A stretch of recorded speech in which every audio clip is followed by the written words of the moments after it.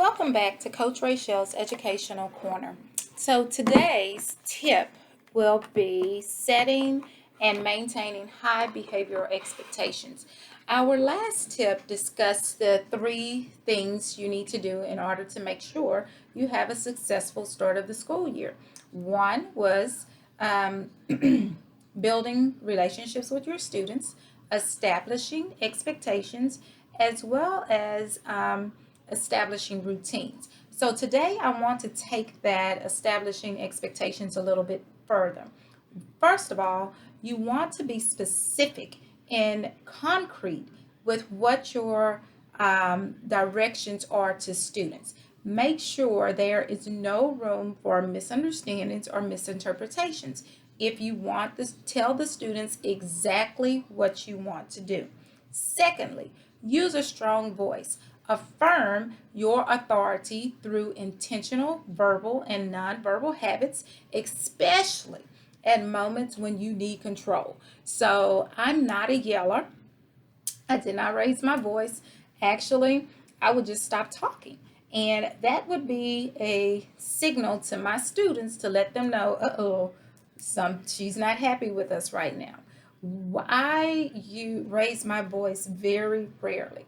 If I had to raise my voice, and I did it intentionally, I wanted to make certain that my students understood the behavior and what they were doing at that time was not acceptable, and we're getting ready to readjust. So you have to be the voice of authority. And it doesn't mean, I've seen so many different variations of using a strong voice. There are some teachers that, they just talk soft. They never raise their level of conversation. It's just even till. Then, I have some teachers like myself, it's as needed. But the key here is having the voice of authority. You're not asking them to do something, you are telling them what you want to do. And that's a big difference. Students need to know, I'm not asking you, I'm expecting you to do it. This is a tell you what to do type of situation. If do it again. If they're not following your expectations, give them more practice. Like when they're not up to speed, don't just keep moving on. No, readdress it so they can get better at it. Sweat the details. Now, I know Judge Judy says don't sweat the small stuff, but in a classroom, if you don't address the small things, they will compound and be out of control quickly.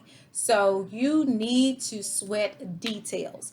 Whenever students are not following your expectations, even minor physical details of the classroom, stop, reinforce the high expectations you have for them right then.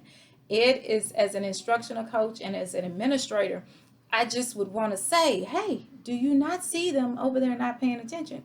They're over there playing. Like, address it. If you don't address it, kids think it's okay. So even if, whatever, if they're not following your expectation, address it then. Again, meet your students at the door, setting the expectation before they enter the room. Good morning, good afternoon. We're going to have a great day of class today. I'm looking forward. I am so excited for you to be here. Go ahead and get started on your warm up. No warnings. Warnings are a slippery slope. Be effective and appropriately intervene to keep those high expectations. So you might want to say, okay, I need your attention. Look, what are you supposed to be doing in your group? What level of voice do you have? Should I be able to hear you throughout the room? So make sure there's a threshold, and if the students go beyond that threshold, you address it then. Do not allow things to compound from one infraction to the next. If you do that, then you're going to find yourself not having control of your learning environment. All students expect to have a safe learning environment. They expect and they deserve to have order and control in their classroom. You are the adult in the classroom, so you have to make sure you maintain that level of authority throughout your classes throughout the entire school year. So I hope today's tip will be helpful. This is tip 2. There are several more to come. Thank you for joining Coach Raychelle's Educational Corner.